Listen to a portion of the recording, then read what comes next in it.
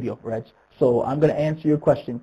You asked, do you have used target notes when improvising? Okay, so that's a very good question. What I like to do with my members, I like to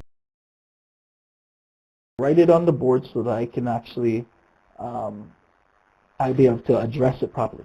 So you're asking, so question is using target notes, I'll just put like this, for improv, basically.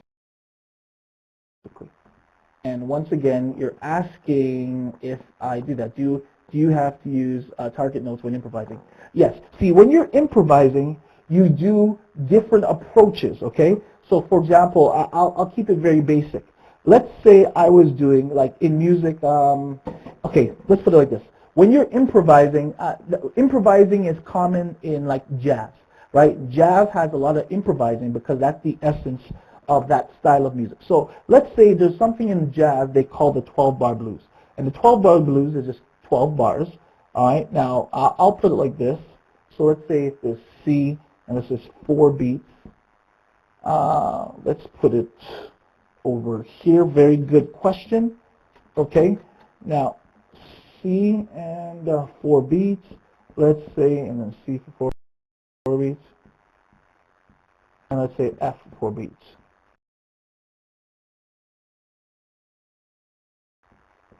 Actually, and then it's C, sorry.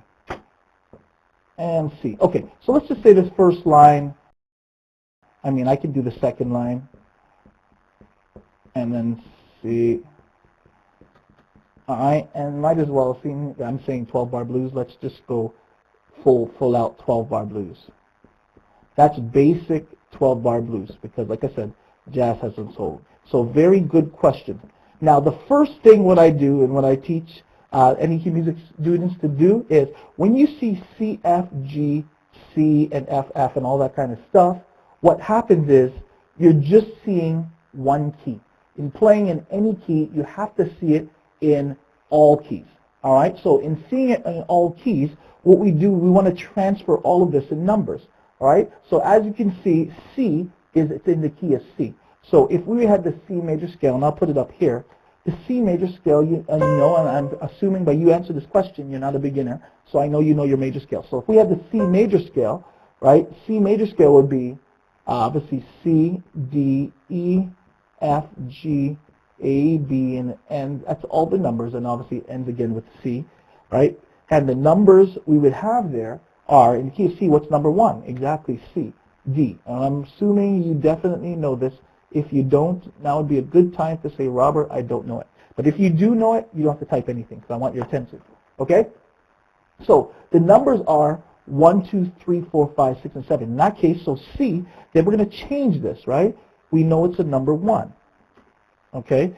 So we have C, which is number, let's make it colorful. C is number 1. Okay? F, we know it's a 4. Now, this is the long way of doing it. In the actual course in volume 2, well, volume 1 and 2, by the time you're finished with that, you're not going to have to count to find the numbers. If you're counting the numbers off every scale, that means you are not fully prepared to master numbers, or not say what fully prepared. You haven't been adequately equipped to handle numbers. You're looking at it way too hard.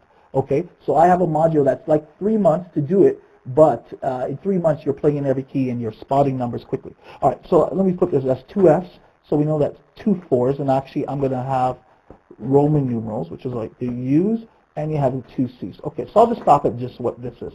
So the target notes, which is yes, there are different, when you go to improvising, there are different approaches that you can use, okay? So what do I mean? So one of the approaches that you can use, and I'm going to write it in red just around this area, or no, I'll write it up here. So one of the approaches that you can use, I'll put this here, one of the approaches are, let's say, they would call it arpeggio, I'll just put arp or spell chord. Now what do I mean by spell chord? All it is obviously it's not English, okay, but that's what to say spell chord. Now this is just a battle scar, man. This board has been the war with me. But anyhow, you spell out the chord. So basically what numbers are in that chord. So when you have the one chord in key of C, you know it's C major. In that chord we have the C, E, and G. And we know C, E, and G are the 1, 3, and 5. So basically in this chord, we're going to have the 1, 3, and we have the 5. Right? In this chord, F, we know the F major chord is the F, A, and C. F, A, and C are F, A, C right here, which is 4, 6, and 1. So let's put 4, 6, and 1. And once again, this is the hard way, but because you haven't done all the NEQ music exercises, I'm just making sure I'm making it very plain for you as best I can. So these, yes, I would call these notes target notes, or I would actually call them destination notes. So they're where you're trying to get to. So the first approach that you could take in soloing is arpeggiating the chord.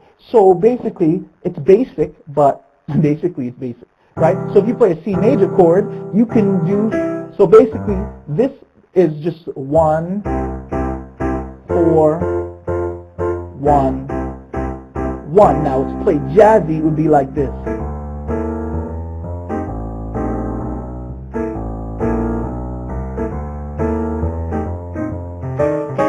Right? So there's different things that they can put here. But let's say it's on the 1. So I'll do the bass line. So now I'm keeping the basic, but all I did is I played these notes. I only played the notes of the chord. So if I were going all the way through, every time the chord switches, I would only use the notes from those chords. That's a type of approach that you can use when you're approaching soloing. So if you're going,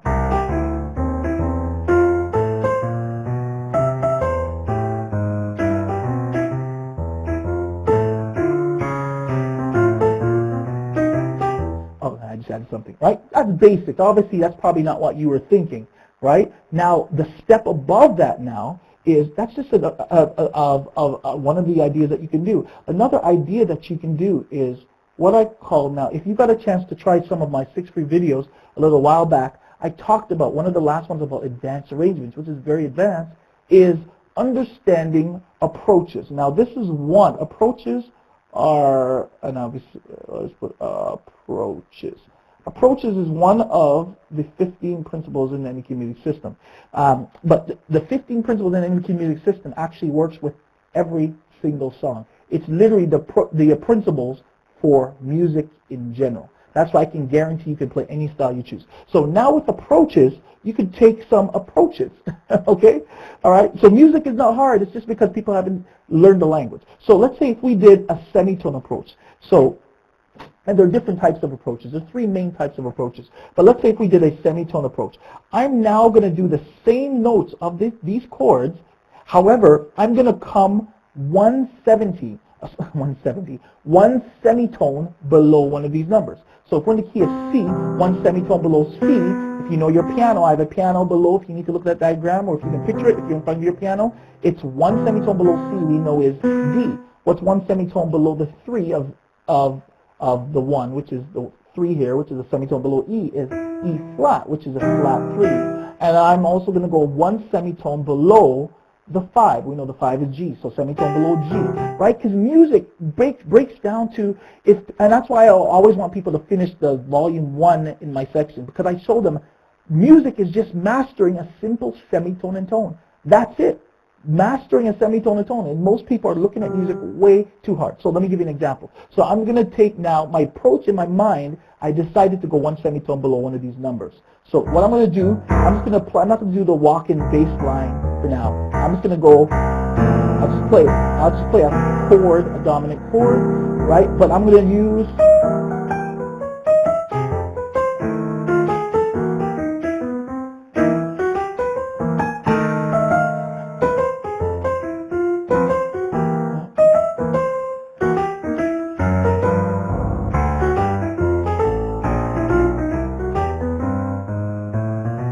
right? So what did I do? All I did was I chose all the notes. I spelled out each one of these chords, and I took the notes of these chords, and I simply went 1 semitone below it. Now I hear somebody saying, Robert, can you go more than 1 semitone below it? Of course. Let's say I did, and I can come from above it, right? Let's say I came 2 semitones below each of these. So therefore, instead of 1 to get to my 3, I would go 2 semitones to get to my 3.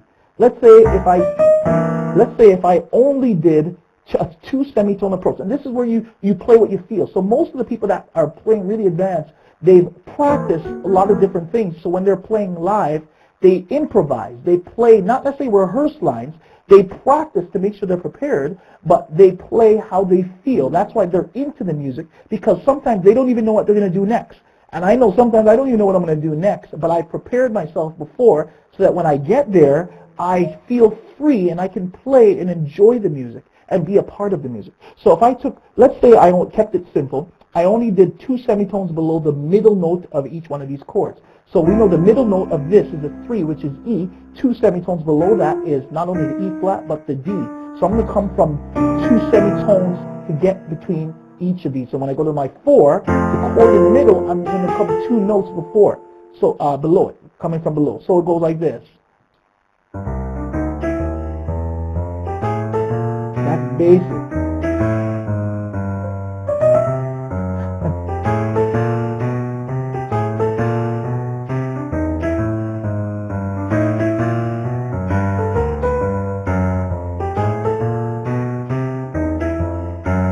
Now, let's say if I added if I did, let's say I'm going to mix it up. So I'm going to use a combination of going below, coming from below, and coming from above. Try saying that 20 times, all right?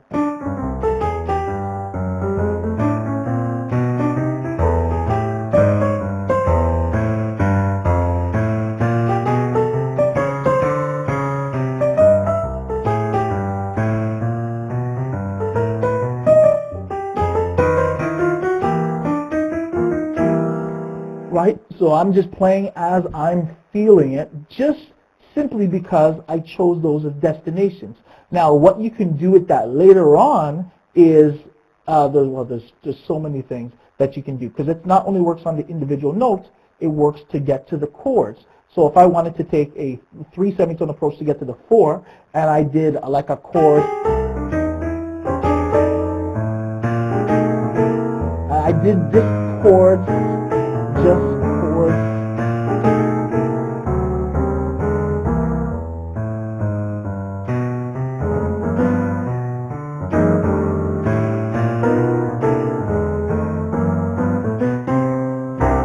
Right? I'm just improvising based on what's given to me. Now that's one, just a couple of ways that you can approach it. There are a lot more, because when you learn other principles like how to use certain chords and approach, it all stems from a type of approach, it's under the family of what I call accessories. Accessories are the beautiful things, and most people want the beautiful things that you can add when you're playing. However, to get those accessories, you want to look at them a lot easier, because if I just said, okay, play this, so instead of just doing, you can go,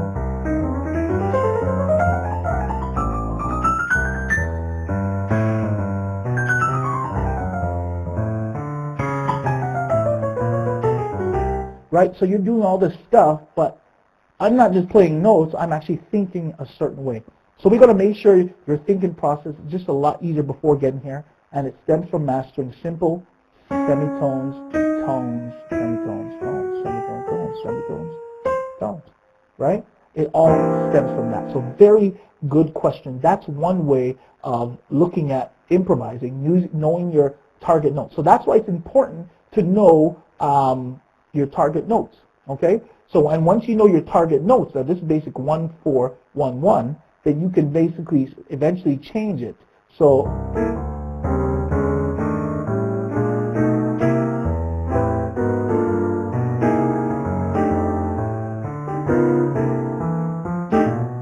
now that's mixing. Now it'll take me another webinar to cover that. It's just how we're using 13th chords mixed with approaches with what I call hoots, and that's a very advanced level of what I usually teach in any music system. So very good question, Reg. Thank you for submitting that, okay? So that's an idea on different ideas that you can use on approaches. Hopefully you're able to understand that. If you don't understand that, this is a live Q&A. Now would be a good time to say, Robert, I didn't understand it, or Robert, I didn't get that part. So that you know, there's a 20-second lag possibly. So in that 20-second lag, you may type your answer, but or I know you can actually type your question now. So I'm going to wait 20 seconds just in case you have a question on that, because I don't want to lose anybody, and that's one thing I don't like doing, is losing anybody. All right? And as you are typing, Reg, just let me know that you got that, you understand it, and I would love to see that you were able to implement that. Now, if there's anybody else out there that has another question, or if Reg, if you have another question, or whoever has another question, now would be a good time that you can also type it, and I will wait for your question. I'm not going to keep you too long. All right, I'm probably going to go for another 15 minutes. I do have another live webinar that I'm doing at 9 o'clock Eastern, so I'm not sure what time it is in your time zone and where you're watching, but I do have another one at in less than an hour from now, so another 45 minutes to 50 minutes or so that I'm doing for my NEQ Music members, and they have the course, but right now I'm meeting with all my intermediate to advanced students, and we're going to be going over maximizing volume 4. So those are the people that you see on the wall of achievers that have listened to me and have gone through the first volume, which is the foundation. The foundation basically, now I'm stalling so that you guys can actually type your question. Okay, all right, Reg says he got it. Very good. All right, so if there's any other questions, make sure you type it, okay? Maximize your time that you have me. Obviously, I don't get a chance to do this often. I wish I could do it more, but my time doesn't allow me to do this that often for you, my guests, so that's why sometimes I send you to pre-recorded videos that I have. So now that you have me, would be a good time to ask me a question, ask me something, maybe something you needed help with, maybe something you had challenges with. Now would be a very good time to ask me live, okay? So while you're doing that, I'll go back to my story if I can remember what my story was. Oh yeah, the live webinars. Yeah, I'm doing this one on maximizing volume 4. And in volume 4, that's when we get to all these nice, beautiful things on how to solo, how to understand modes, how to do what I call hoots and play like the advanced things. So taking a song that's basic like, and taking it and play like this.